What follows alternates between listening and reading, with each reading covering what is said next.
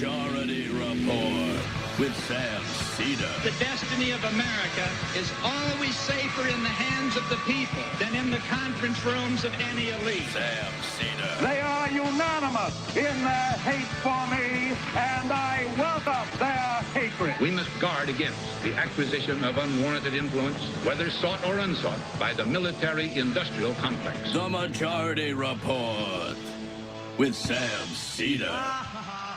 And I get the feeling you've been cheated.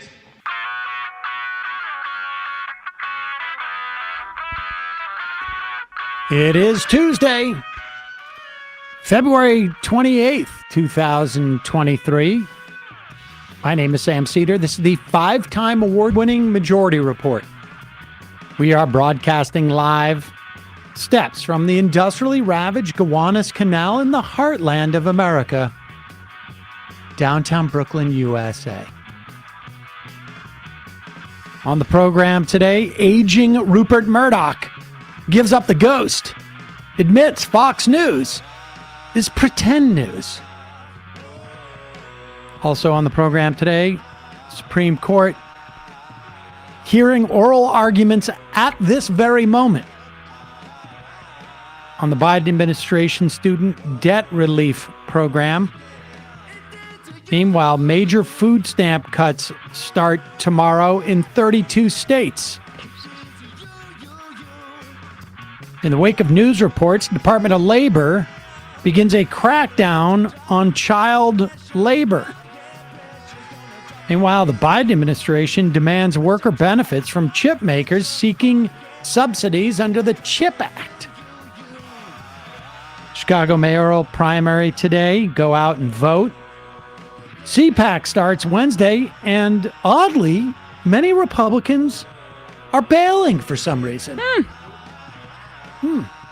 Scaredy cats. Schlappy cats. Israeli occupying settlers go on a rampage and burn 200 buildings in 4 Palestinian villages. Meanwhile, a new poll, 1/3 of nominal Republicans and Republican leaners are more loyal to Donald Trump than the Republican Party. Tennessee governor to sign a bill criminalizing some drag performances, even after it was revealed he has, in fact, dressed in drag. Interesting. Second offense is a felony in that bill. All this and more on today's Majority Report. Welcome, ladies and gentlemen. Thanks for joining us. It is Tuesday, as my co-host Emma Vigeland would and did, in fact, say. We should say that transgender bill in Tennessee, the hurdle is a little bit greater. And so Chase Strangio, I think, posted a brief thread on that, saying that some of the reporting is a little bit off, that there needs to be some argument, an obscene standard that is met that already exists in Tennessee law. I mean, so it appears on some level that it is really performative, if you'll excuse the pun. I gotcha. All right. Well, but we'll dig into that a little bit more as the show progresses. We got a bunch of stuff to talk about today. We're going to be taking your phone calls, of course, later, and your IMs in the fun half of the program. May take a phone call. May take a phone call in the less than fun half. But be that as may, also, I just want to say, yesterday, we have a correction to make. And this is going to be relevant when we judge Fox News' reporting. mm-hmm. I have a correction to make. Yesterday, we reported that SunsetLakeSebede.com was actually doing a sale this week on their Solve. In addition to me mispronouncing Solve, apparently, there's no L in Sav. I'm just going to do it Solve. I thought it was Solve, too. It's Sav, but I prefer to say Solve. Solve Cedar. Solve Cedar, exactly. That sale's not happening this week. So I think it's. You got his fact checked by Glenn Kessler in the Washington Post. He's like, that sale is I got 4 Pinocchios for that. It's happening next week, But in the meantime, you can still head over there and get any of their great products and get 20% off by just doing Left is Best. So, I mean, do yourself a favor. I've been hitting some of those full spectrum, Teshe and Sebede gummy combos. Spicy. And also the tincture with melatonin. I've been using those. Incredible. All right, but let's get into this. At this very moment, although they may have taken a break, or they might in a moment, but at this very moment, there are oral arguments being heard in the Supreme Court about Biden's student debt relief program. You remember they announced this last August. There's something like 45 million people who are eligible for it. I believe at this point, 16 million have been approved. Something like 25 to 32 million have applied, but the approval process was halted when it received an injunction from a federal court. So they're about halfway through that process, and there are two issues in front of the Supreme Court today. One is whether the multiple states and then two individual plaintiffs have standing.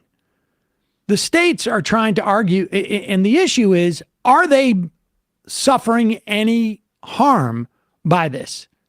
Are they or are they just sort of bystanders? The states have had a tough time arguing that they have suffered any harm. Although there is one state, I believe it's Tennessee, that has a quasi-public loan servicing facility that has facilitated some of these loans, and they stand to lose some fees if these loans are forgiven. It's a bit of a stretch, but that's what they're going with. And then there are two plaintiffs who argue, one, that because they didn't take a Pell Grant, they're losing out on the extra $10,000. It's $10,000 per person, $20,000 if it's a Pell Grant. And that's Missouri, not Tennessee, FYI. And Missouri, apologies. And the other defendant, if memory serves, got a private loan and therefore is also not subject to any type of loan relief because the government is only relieving public loans because that's the only ability they have. The argument against them having standing is that if they prevail, they're not in any better shape than they are now. That just means that nobody gets any debt relief. In fact, the one of those plaintiffs will lose their $10,000 worth of debt relief. Now, again, understand these plaintiffs are all being brought up by Republicans, so it's not really that they're actually upset about this. They're, funded by the National Restaurant Association. The Mercers are funding this. The Home Depot billionaire.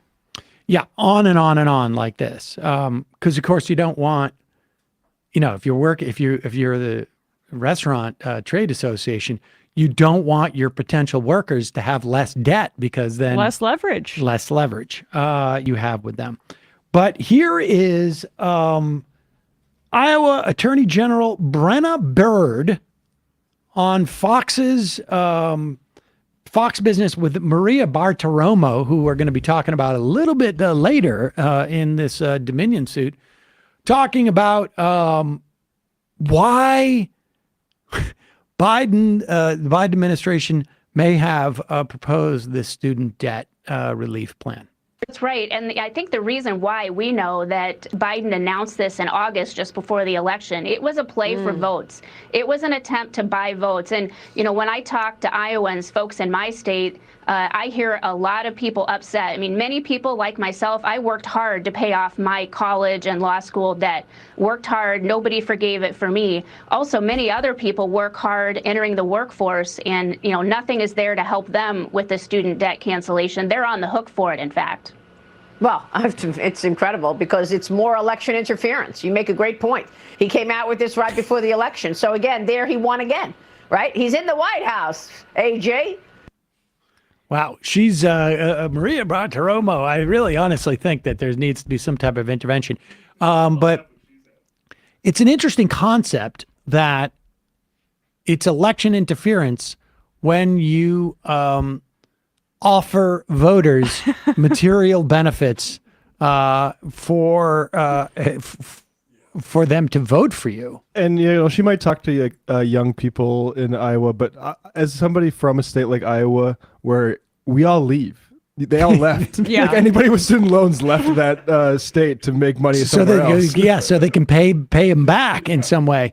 But isn't it when she talks to Iowa voters and says, I'm going to go sue the federal government on your behalf because you're mad about this, isn't she sort of trying to buy votes too? No, that's not the same thing. Well, she's just doing that because her voters wanted her to. Well, it's the difference is that when Republicans are trying to buy their way to power, they do so through not like necessarily buying votes because they're a minoritarian party. They do so from doing the bid of their donors.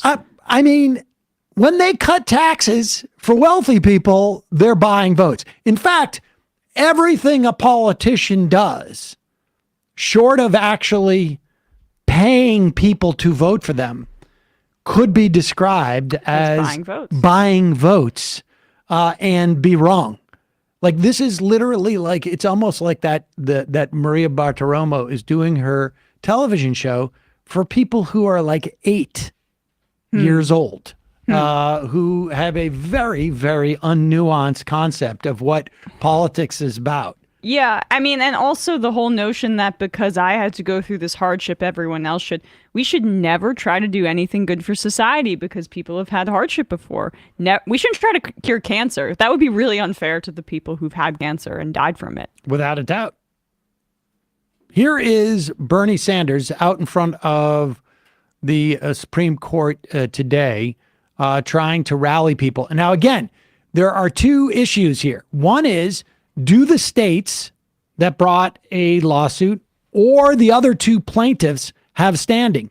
If the court finds that any of them have standing to sue, then they will address the question as to whether Joe Biden has authority under the so-called HEROES Act, which is if there's some type of emergency, and of course, that the Department of Education has the ability to relieve or student debt, either put a pause on it or to relieve it fully. That was the authority that Trump used to pause student debt. Then Biden used to pause student debt. And then during the course of this one, there was still a state of the emergency because of COVID. Basically said, we're going to forgive $10,000 to $20,000 if you had a Pell Grant. Here is Bernie Sanders out in front of the Supreme Court calling for this student debt cancellation. We need the best educated workforce in the entire planet. We need you guys to go out and be the doctors and the nurses and the scientists and the teachers that we desperately need. Long-term or not so long-term, in this wealthy country, we should understand that education from childcare to graduate school is a human right. It should be free to all. And our fight right now is at least to make public colleges and universities tuition free. Right now in America, we have 45 million Americans, young people, drowning in student debt. And I have talked to people all over this country who literally delay having a family, can't have any kids, they can't afford a car, they can't afford to have a middle-class life because they're drowning in their student debt. In America, you should not have to face financial ruin because you want a damn education. And, this is a student debt sort of like a cancellation for, a limited amount is really just the beginning of what we really need to do.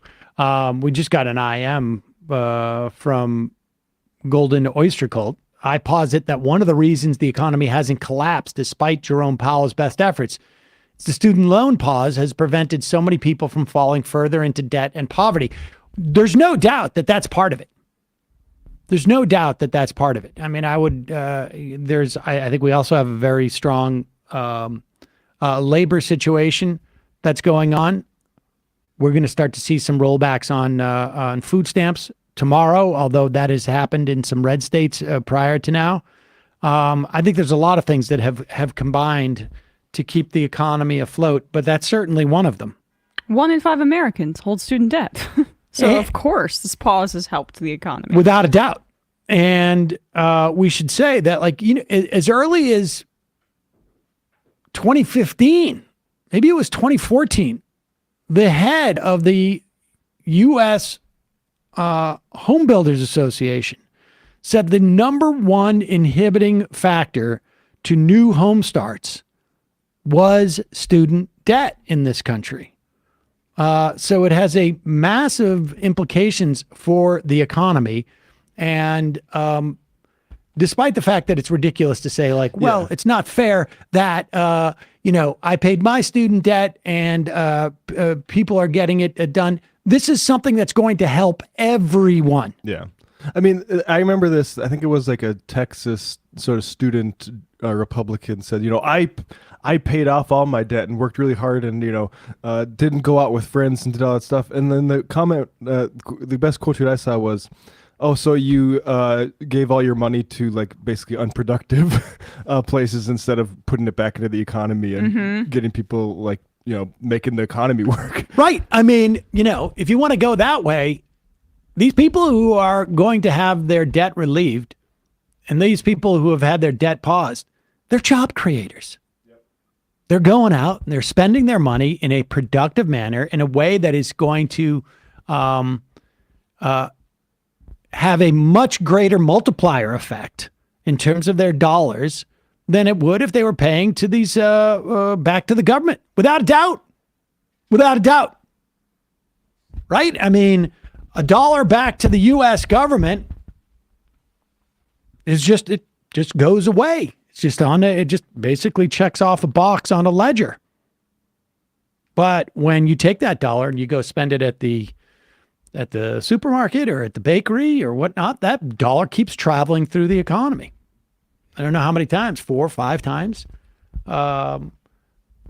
So much more advantageous for the economy and also to pause student debt. Yeah, and just back to like what the case is even going to entail. I mean, I know that the Biden administration used the HEROES Act emergency kind of authorization there, but the Department of Education already has standing statutorily, or not standing, they have statutory ability to cancel student debt in a variety of situations.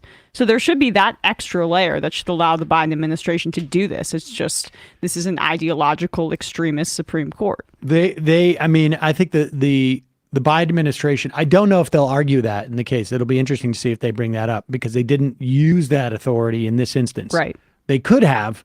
They didn't because, of course, they don't want to set a precedent that would exist beyond the emergency of COVID. That is sort of the classic. Maybe they can return to that well if the Supreme Court strikes it down. They're going to have to, or not. But we shall see. A couple other things that we want to just touch on briefly. There was that news report a couple of days ago on the by the New York Times. Was it a couple of days ago? Or it was over the weekend. It was like a long form investigative piece. It might have been included in a magazine. I'm not sure, but it's on the heels of something we covered last week, which was an NBC report out of Nebraska, very close to where Kowalski lives, where there were reports and photographic evidence of children, very young children working in slaughterhouse cleaning facilities. And then it seems like that kind of escalated, and the New York Times had a really good long form piece where they interviewed over 100 children in 20 states who work a variety of jobs and do so under in secrecy, essentially, as a part of like a larger expose on the child labor epidemic. Apparently, the big issue is that a lot of these corporations will use sort of like a temporary worker agencies, or will just use worker agencies, so that they do not have to have, or at least their argument is, we just don't know. We hire this agency to bring in workers, and we have no way of knowing. Like that's the same thing like fashion does with regards to textiles and sweatshops, right? But it's like, that's one thing when you're taking advantage of sweatshop labor in Bangladesh. Like, this is right here and it's 2023. How do you think you should be able to verify stuff like this? Exactly. I mean, there's a far more plausible deniability, although I would argue it's also BS too, even regardless. Right. But so the White House has laid out new initiatives to investigate these violations. The Department of Labor will target not just the factories and the suppliers that illegally employ children, but also the larger companies that have had child labor in their supply chains. Companies have escaped fines in the past by blaming those agencies or other subcontractors when violations are discovered. So in other words, if you're a factory that I don't know, if you're a sneaker company and all you do is basically get the sneakers and put them in a box and then sell them, you can no longer pretend that you're not responsible for who's gluing the soles on the sneakers. I mean, this is a bad example, but that's what it is. The Times found products made with child labor in the American supply chains of major brands and retailers, including Ben & Jerry's, which was, I guess, spun off from Unilever recently, Fruit of the Loom, Ford, General Motors, J. Crew, Walmart, Whole Foods, and Target.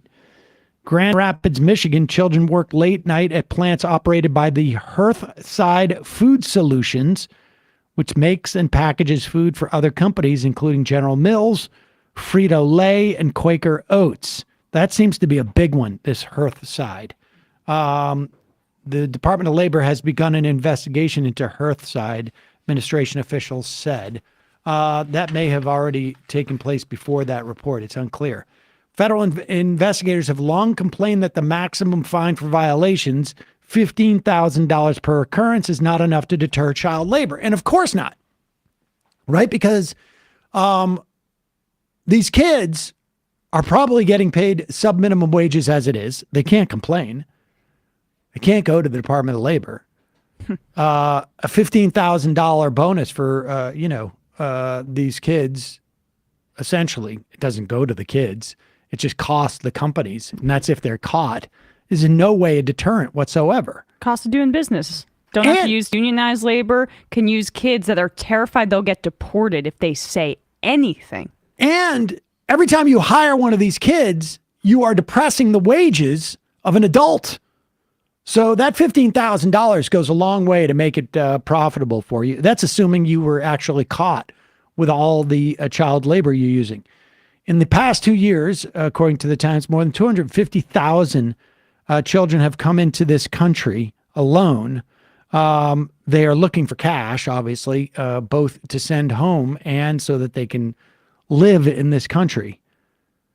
Children are now working hazardous jobs in every state and across industries, the Times found. They're taking jobs in slaughterhouses, construction sites, commercial bakeries, and at least a dozen underage migrant workers have been killed on the job since 2017, including a 16-year-old who fell from and was crushed by an earth mover he was driving in Georgia. Others have been seriously injured, losing legs and shattering their backs in falls. One Hearthside worker, a girl named Carolina Yawk, 15, described a grueling schedule of juggling school and 8-hour swing shifts, packaging Cheerios each day. Representative from Hearthside said last week that it found workers through a staffing company and would implement better controls. It's just amazing. Like the idea that like you're sitting on, like there's a manager there.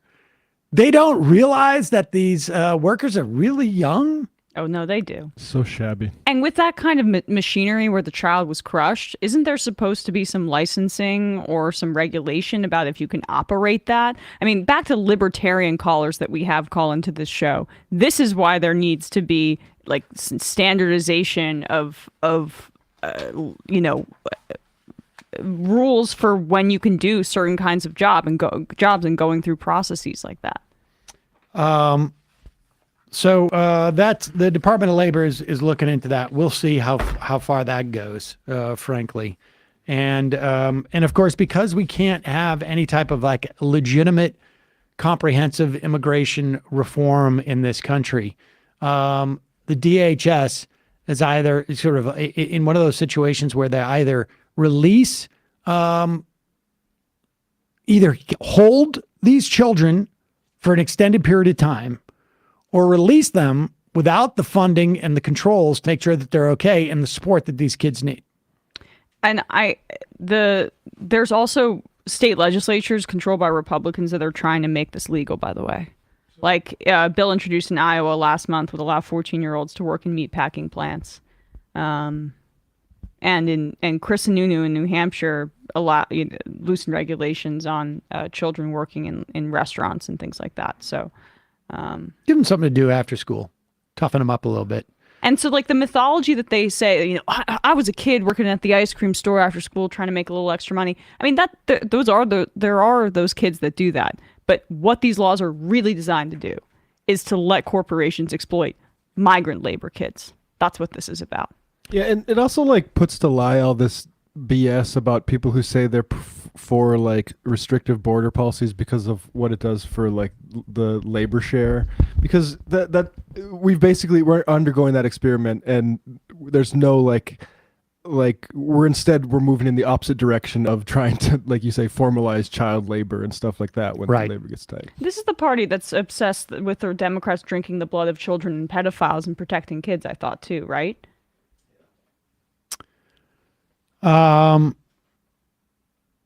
Meanwhile, the Biden administration, particularly the Commerce Department, you'll recall over the course of last summer, I think it was, the CHIPS Act passed.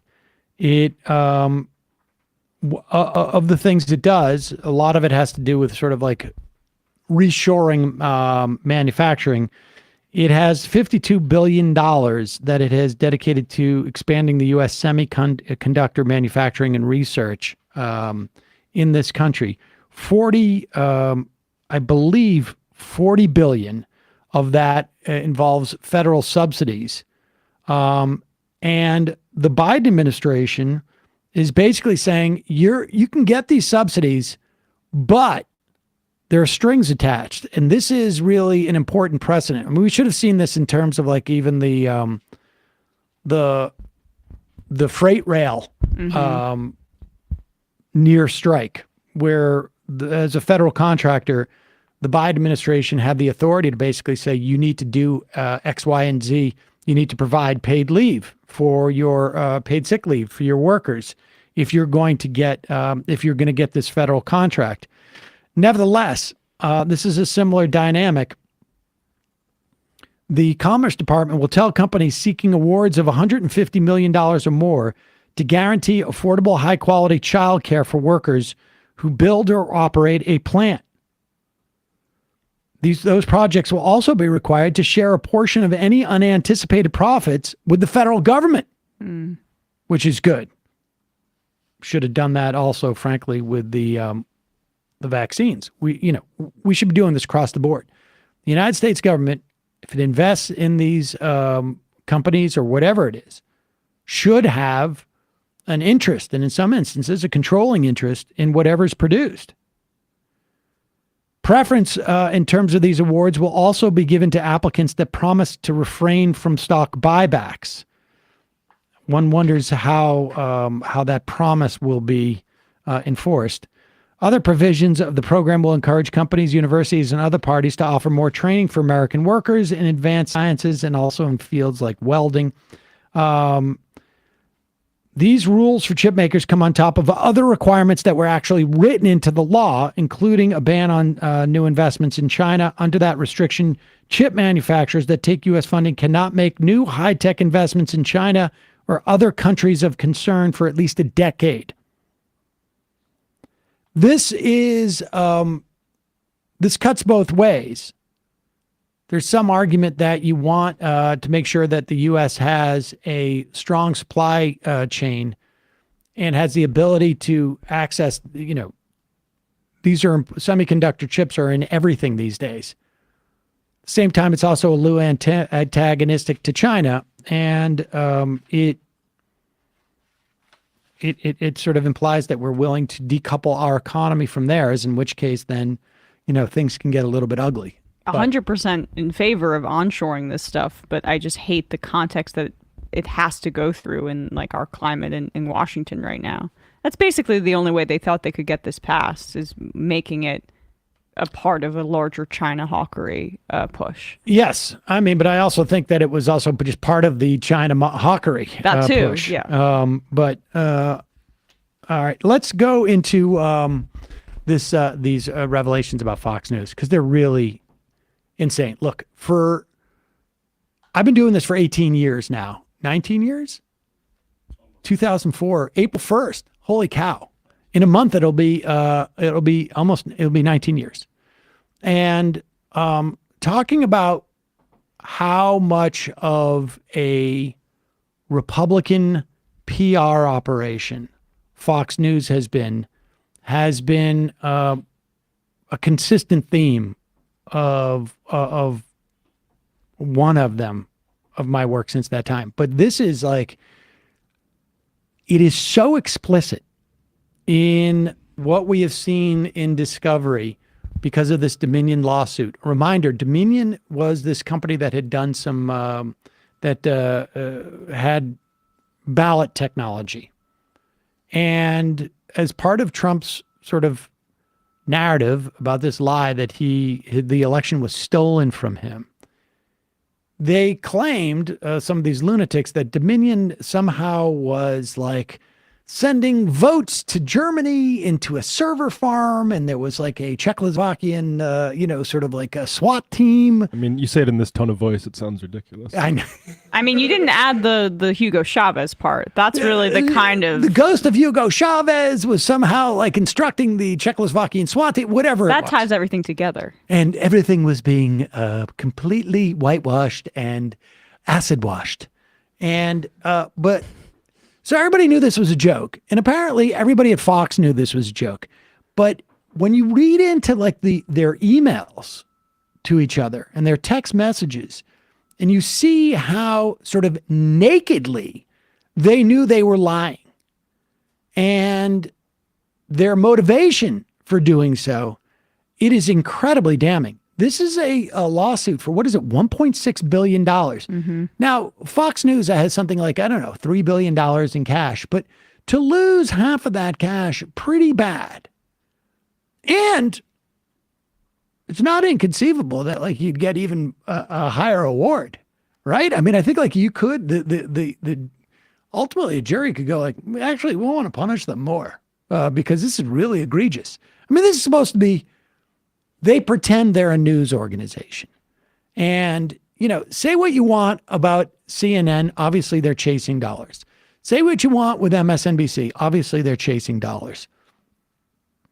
But it is so naked in these Fox News documents. It's not an equivalent. There's no equivalence. Here is CNN media reporter Oliver Darcy on Anderson Cooper. We'll go through some of this deposition, but this is, he lays it out pretty explicitly here. And, I was reading Atrios, Eschaton.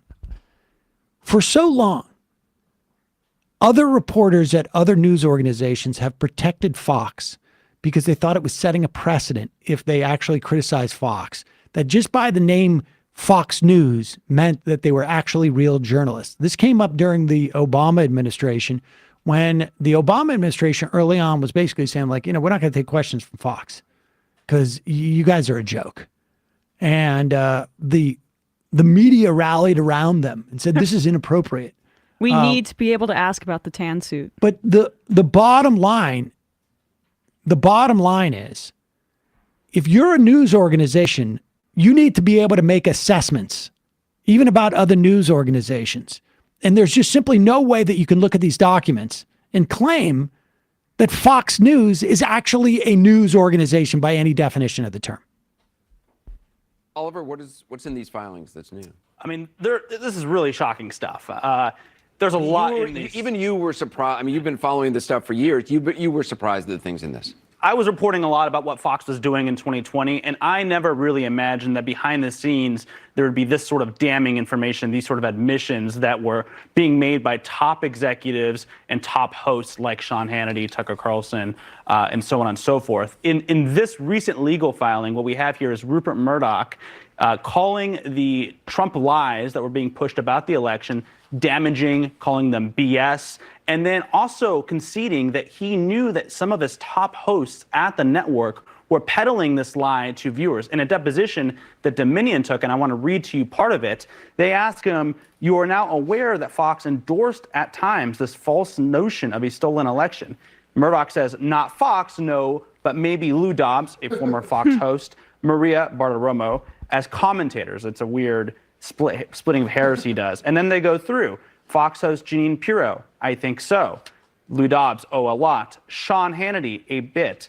And then it goes on, and they say he says some of the commentators were endorsing it, and the Dominion lawyer says about their endorsement of a stolen election, yes, they endorsed, is what Rupert Murdoch says. All while he's behind the scenes saying he does not believe any of Trump's election lies. And a lot of these Fox hosts behind the scenes didn't seem to believe it either. No, they didn't. And I think this really actually exposes the fact that Fox is not, at its core, a news network. News networks, they deliver the truth as they know it to viewers. They do the best job to attain the truth, and sometimes it's not perfect, but that's what they do. In this case, we know that behind the scenes, top personnel knew that the narrative they were pushing to viewers was not true. And we have evidence now that shows that they did this in search of profit, so they didn't lose viewership to the smaller And they were right-wing afraid channels. of losing viewers. Exactly. They did this so they didn't lose viewers to those smaller right-wing channels that Trump was promoting after the election was called on Fox for Biden. Mr. Levine.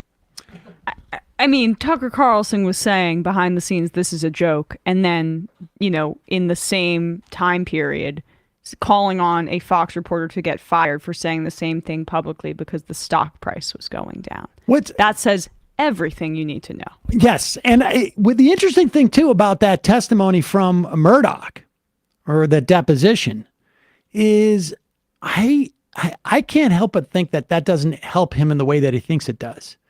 Because if you're saying, well, it's not Fox News. Fox News is some type of entity separate from its hosts. Mm-hmm.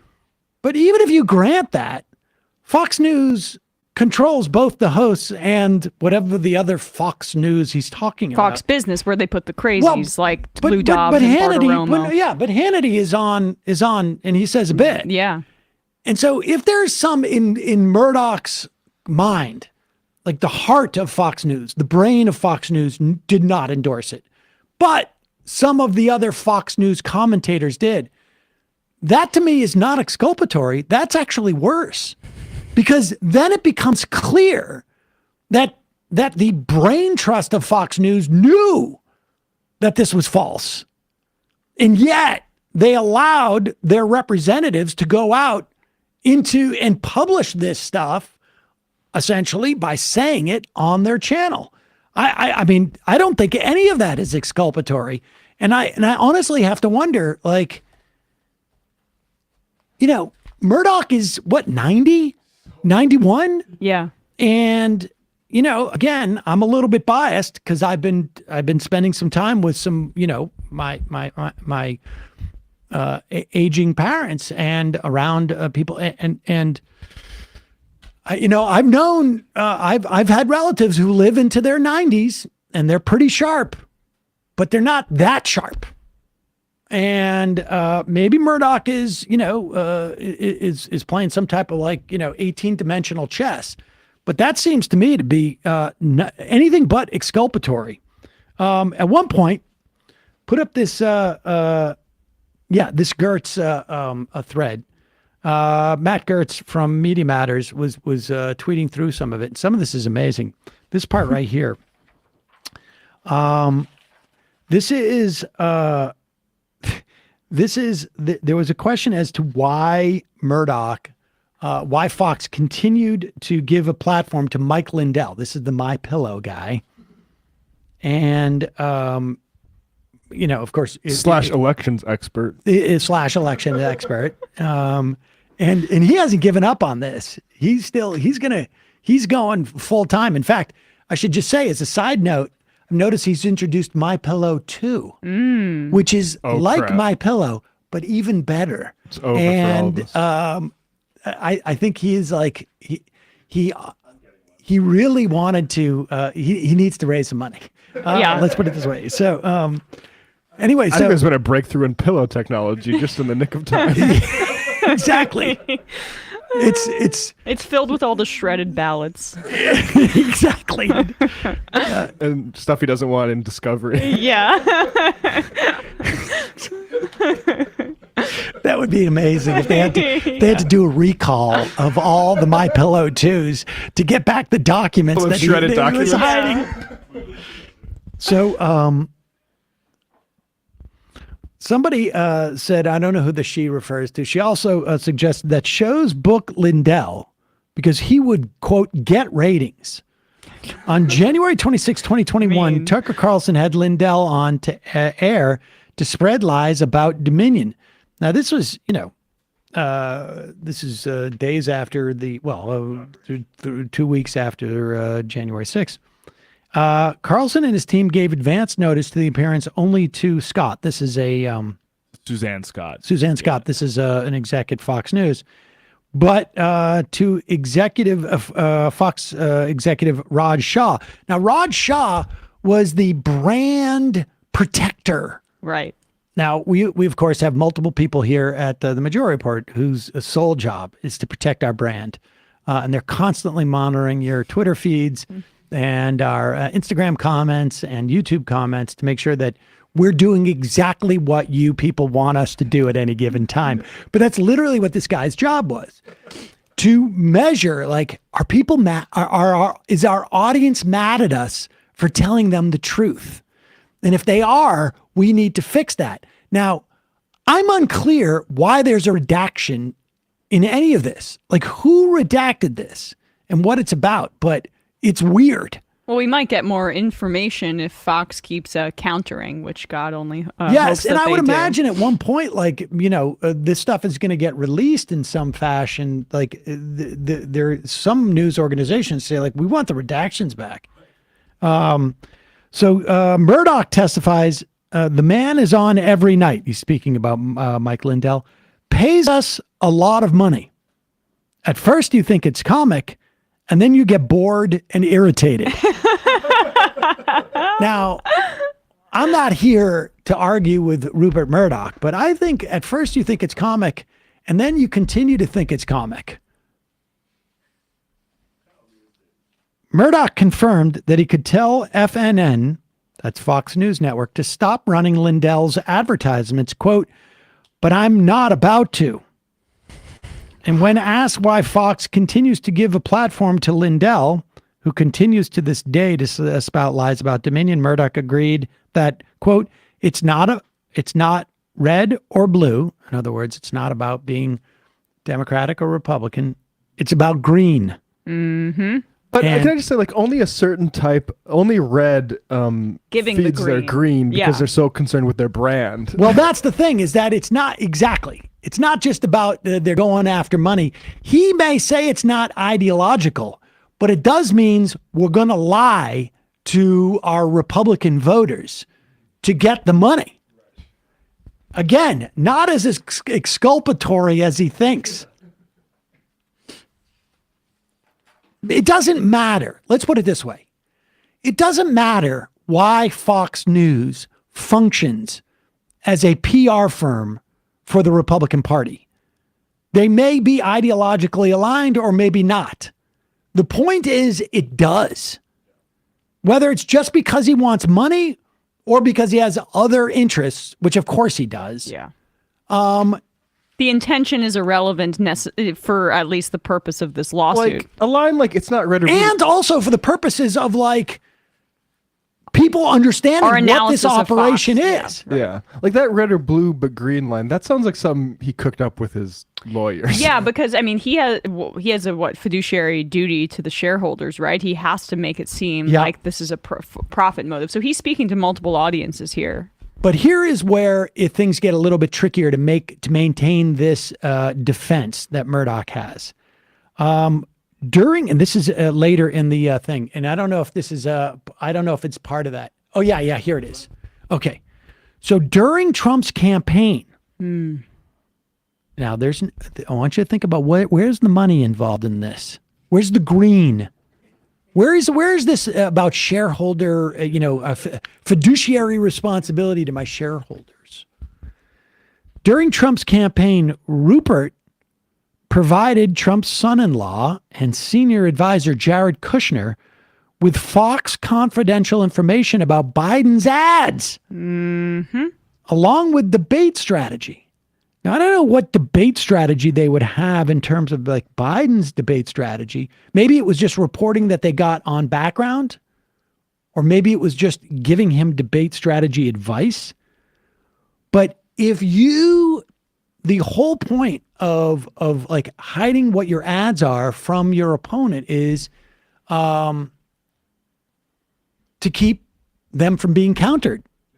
I mean, this is... But so strategy could be like, here's what he's going to say in his next ad, do something that undercuts it. Exactly. Well, this was kind of the critique of, didn't Donna Brazile do this leak? We found out that she leaked information to the Hillary Clinton campaign about the question debate. In the debate. Yeah. Right. But this is on a much larger scale because Murdoch doesn't just own Fox News and Fox Business.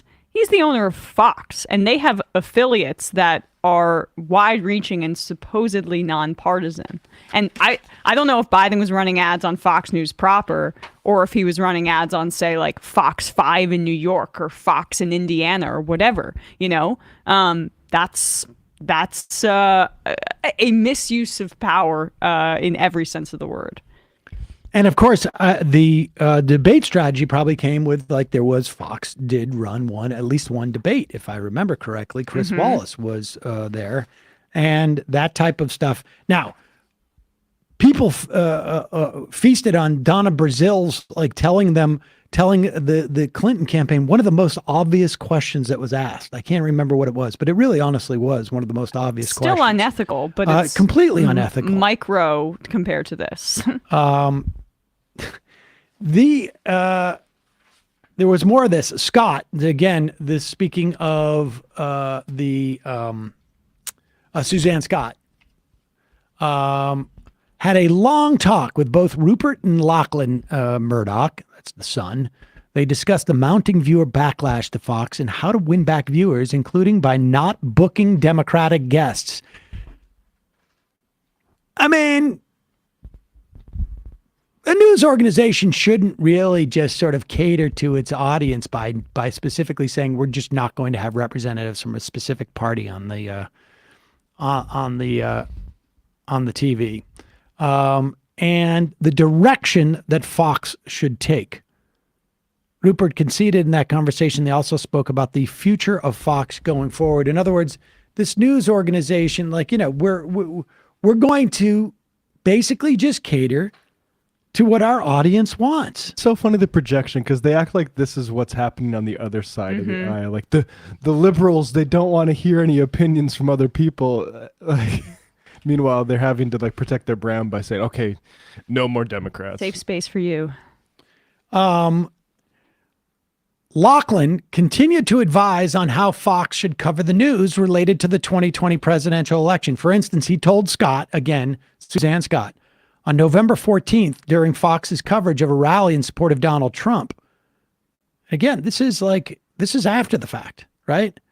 News guys have to be careful how they cover this rally. So far, some of the side comments are slightly anti, and they shouldn't be. Again, what is Donald Trump doing at this rally? He's going on saying Dominion lied, and there was like a Czechoslovakian hit squad that was taking out ballots in Germany, and The narrative should be, this is a huge celebration of the president. Scott responded, yes, thanks.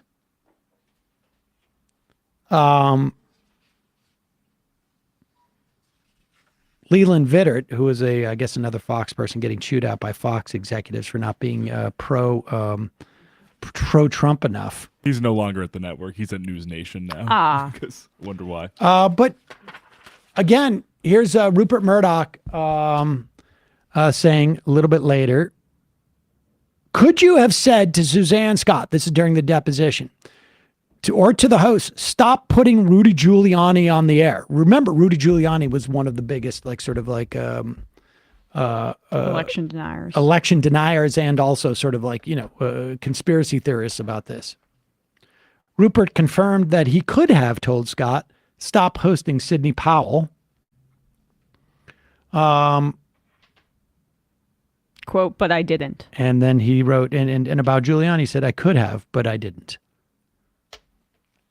Are we really to believe that Sidney Powell meant so much money to Fox News that having her continued presence on air? It's not about Sidney Powell. Yeah. It's about what she represents. Right, exactly. The political project. It's the brand. Exactly. Yes. It's the brand. It's the brand protection. That was what they needed to do. They needed to protect the brand, and she was the lunatic.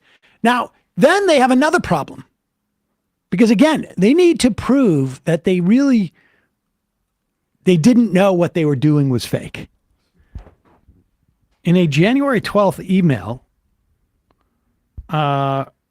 Rupert Murdoch tells Paul Ryan, who sits on the board of Fox News, that the insurrection was a wake-up call for Hannity, who has been privately disgusted by Trump for weeks, but was scared to lose viewers.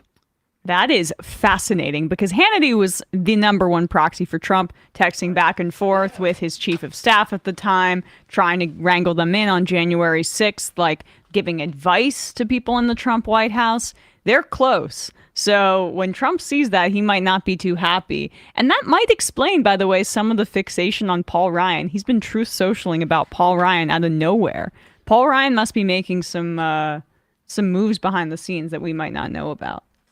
All these board members were writing stuff like, I do think Fox News needs a course correction. Rupert responded, Fox News is very busy pivoting. We want to make Trump a non-person, he tried to say. Fox, like telling my boss I'm busy pivoting. Fox Corp board member Ann Diaz told Rupert and Lachlan that, quote, considering how important Fox News has been as a megaphone for Donald Trump, directly or indirectly, I believe the time has come for Fox News, or for you, Lachlan, to take a stance. It is an existential moment for the nation and for Fox News as a brand. Lachlan emailed Rupert to discuss, because they're trying to fend off this board member. Just tell her that we've been talking internally and intensely along these lines, and Fox News, which called the election correctly, is pivoting as fast as possible. We have to lead our viewers, which is not as easy as it might seem. We're pivoting from a line to them and sort of validating all their worst paranoia to trying to bring them back into the fold of reality. On January 12th, Paul Ryan discussed with Rupert and Lachlan in an article discussed an article called "The Alternate Reality Machine," about how the right-wing media ecosystem created an alternative reality for those who had come to rely on its news outlets for news. Ryan believed that, quote, some high percentage of Americans, end quote, thought the election was stolen, quote, because they got a diet of information telling them the election was stolen from what they believed were credible sources. I mean, think about that now for a moment. So Paul Ryan, who sits on the board, is saying that a significant percentage of Americans have a complete false notion of what's going on in this country because what they believe are credible sources. Paul Ryan's not sitting at a bar talking about general media outlets. He's talking about Fox News. And if they believe that Fox News was a credible source, but they have a diet of misinformation, then what Paul Ryan is saying is Fox News is not a credible source. Yep. Yeah. And then again, Rupert says, thanks, Paul. It's a wake-up call for Hannity. That's when he says who's been privately disgusted. I mean, Paul Ryan is such a joke, though. Like, this entire media apparatus and its disinformation campaign was immensely helpful to him in his time as Speaker of the House. Without a doubt. He was riding... Not just Speaker of the House, his whole career. But he was riding the birtherism that was being peddled on Fox News to big gains for the Republicans during Obama's presidency. That was conspiracy theorists and lies. Like, he's a disgusting man. The sickness of him now saying that the conspiracy theories... about the election are somehow worse than what he was using for his own political benefit at the time. I mean, give me a break, dude. Of course. Fox Corporation's CLPO, I'm not sure what is that. It's like another brand person. Viet Din confirmed that responsibility for publication, that means like, when they're broadcasting stuff, extends up and down the chain of command, and those, quote, with the power to exercise control had, quote, an obligation to, and, quote, prevent guests from telling lies. And the thing is, you can't do it. Like, in the moment, if a specific guest comes on and lies, all right, you don't have that person back. That's the point. Question this is the lawyers from Dominion. If any of the people in that chain of command had the power to exercise control over Lou Dobbs' show, knew that what Sidney Powell was alleging was false, didn't they have an obligation to prevent her from coming on the show to tell those lies? In other words, it's not she just came on once. She came on repeatedly over and over again. Answer, yes. The CLPO stands for Chief Legal and Policy Officer, so exactly. Internal counsel. So in other words, you know what defamation means, right? Mm-hmm. Yes, I do, because that's my job. I'm the guy who has obligation to stop this? Everybody in the organization. But when the executives at Fox News knew that the hosts of the show are broadcasting allegations that the executives know or believe to be false, in that situation, the executives have an obligation to act, right?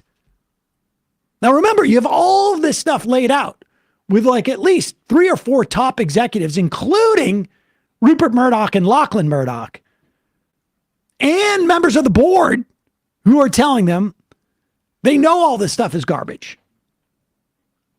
That's when Murdoch is saying, like, well, Fox News, like the Brain Trust knew. We weren't endorsing it. The executives have an obligation to act if they're within the chain of command and if they come to that knowledge, yes.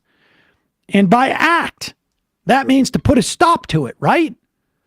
They do have an obligation under those circumstances, the executives do in the chain of command, to put a stop to those broadcasts. Right, sir? That's the question.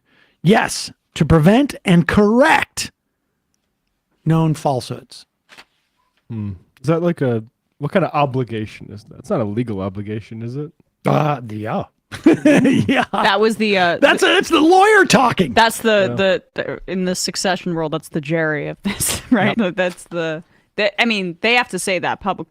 That person's going to be very careful about that as well, but it kind of throws everyone else under the bus. Yeah.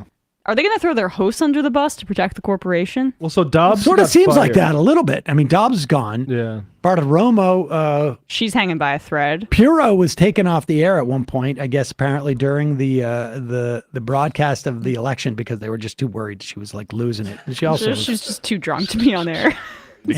Joking. And it's quite clear they're just terrified of all this stuff getting out there. At one point at his deposition, Lachlan Murdoch could not recall a single instance when Fox News Network did not follow one of his suggestions. That's establishing the authority that they had to end this if they wanted to. And they didn't do any of this. It's also hilarious because, like, when I remember the years when they were trying to pretend like the executives, the Murdochs, had kind of no editorial input on what was going on over there. Those days are long gone. And we had briefly touched on some of the text messages going back and forth between like Tucker Carlson and Sean Hannity. The worst of which was when there was an instance when a Fox News reporter fact-checked a tweet by Donald Trump. And Tucker Carlson said, "Did you see what she's doing?" She's got to get fired right now. This is no joke. Our stock is dropping. I mean, you know, let's put it this way. Like, I get, you know, that the coming from talk radio where it's like, it's just like, you know, some form of WWE wrestling. I understand these dynamics. There is an expectation that these news organizations that have far more money and make far more money have a higher bar threshold to cover. I mean, they call themselves news, right? You know, Limbaugh always famously said, I'm an entertainer, et cetera, on like a talk radio. You cannot be a critic of the media and pretend that Fox News is not a joke. You just simply can't. I mean, it really is amazing. It really is amazing how explicit this was and is. And I look forward to their bankruptcy proceedings. I hope that happens. Oh, my God. That would be fun. It'd be nice if Rupert survives long enough to see his empire. Oh, that would be wonderful. But the fact that they're making some sort of counterclaim I saw yesterday doesn't seem smart. But it's not in their nature to settle. There you go. And so that's good for us. For us in terms of like viewers. Yes. Yeah. Well, I mean, we're being explicit about it. But like, I mean, it's also good for us because I want to see more. I want to see under the hood as much as possible. And I want the public to see it. Yeah. Let's get Dobbs dragged in there and have him justify himself a little bit. Oh, that'd be fun. It's going to be interesting to see like what the strategy goes from here, because, and I also want to see what's under those redactions. Like, yeah, it's like the Guantanamo Diaries over here. Exactly. All right, folks, we're going to take a break ahead into the fun half. 646-257-3920. We're going to take your phone calls today. And you can IM the show by going to pick up the app at majorityapp.com. Remember, it is your support that makes this show possible. You can become a member at jointhemajorityreport.com. When you do, you not only help this show survive and thrive, but you also get the free half, free of commercials, and you get the fun half. And you get to IM us during the fun half if you want. But again, it is your support that makes this show possible. Also, don't forget justcoffee.coop, fair trade coffee, tea, or chocolate. Use the coupon code majority, get 10% off. Emma, ESPN. I know you want to hear about the Knicks and the Celtics. Well, I didn't watch it. I couldn't watch it. My kids, I was hanging out with Saul, and so I couldn't watch it. The Knicks have won 6 straight. It was 6-0 since the acquisition of Josh Hart. No big deal. It's also not no big deal at all. We talk about that a little bit, myself and Matt Leck, yesterday on ESPN. Matt is like very derisive about my Knicks fandom, despite being a Minnesota fan, so has no leg to stand on whatsoever. But we get into that a little bit. Oh, go on. You have something to say? No, I was just going to say, I think you have some convoluted theories about how everything's going to work out for the Knicks, and I just think, like, You're right. It's completely irrational. We talk about that. We also spoke about the kind of pushback against load management in the NBA, what that's really about. And I gave some NHL trade deadline updates. And I talked a bit about will the Bears trade Justin Fields with the first overall pick, youtube.com/ESPN show. Matt Leck Media, what's happening? Yeah, tonight we have a conversation with Amina Sheikh talking about working class anger in Canada, how the NDP is responding in general state of the labor movement in Canada, and we'll be talking about some more. Patreon.com/Left Reckoning. Sorry, new time, 7 Eastern, 6 Central, just moving it up an hour, so ready for that, folks. Awesome. All right, folks, see you in the fun half. You are in for it. All right, folks, 646-257-3920. See you in the fun half. Are you ready?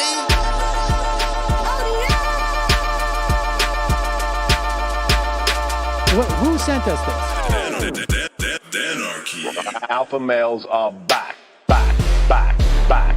Boy is back. And the alpha males are back. Just as delicious as you could imagine. The alpha males are back. Boy is back. And the alpha males are back. Just want to degrade the white man. Alpha males are back. I take all of it in my throat. Alpha males are back.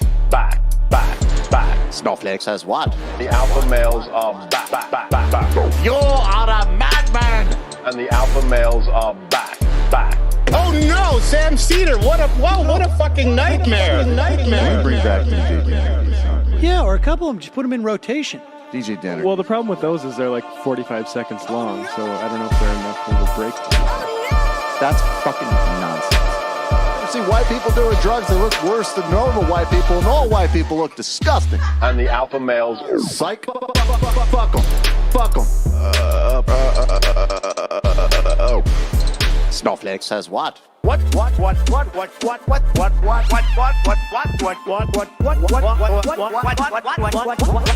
Snowflake says what? A hell of a lot of bank. A hell of a lot of bank. A hell of a lot of bank. Okay, I'm making stupid money. Hell of a lot of bank. A hell of a lot of bank. All lives matter. Have you tried doing an impression on a college campus? I think that there's no reason why reasonable people across the divide can't all agree with this. Psych. And the alpha males are back. And the Africans are black African. And the alpha males are black. And the Africans are back. When you see Donald Trump out there, doesn't a little part of you think that America deserves to be taken over by jihadists? Keeping it 100. Can't knock the hustle. Come on. Fuck them. Things I do for the bigger game plan. By the way, it's my birthday. Happy birthday to me, Jew boy. I have a thought experiment for you. And the alpha males are back. Africans are black. Alpha males are black. Africans are back. Come on. Come on. Someone needs to pay the price for blasphemy around here. I am a total pussy.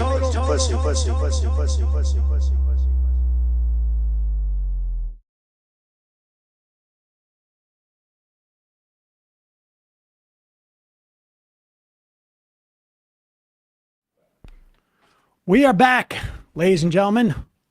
Sam Seder, Emma Vigland on the fun half of the program. New poll came out as the Republican primaries are starting to slightly heat up. Wait, where the heck is this?